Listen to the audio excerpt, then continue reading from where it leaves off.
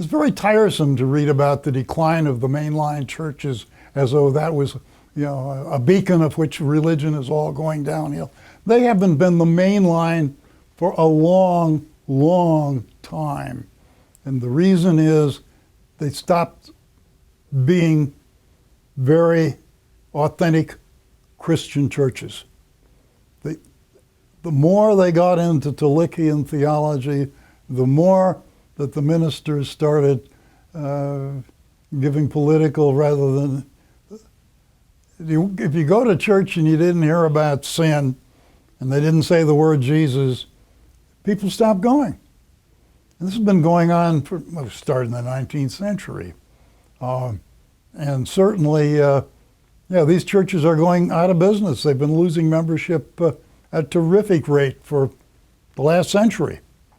And it certainly started accelerating after, say, 1960. But meanwhile, there were a whole bunch of churches that were more than taking up the slack. There are a higher percentage of Americans are church members today than ever in the history of the country. It's just they don't go to the United Church of Christ and the Presbyterians and the Methodists and the Episcopalians anymore. They let them worry about trying to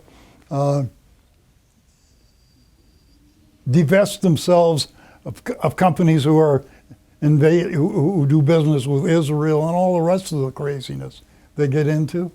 The enormous growth in this country has been evangelical, non-denominational churches. They went from almost nowhere 30 years ago to taking up maybe 15% of the population right now. These enormous gains.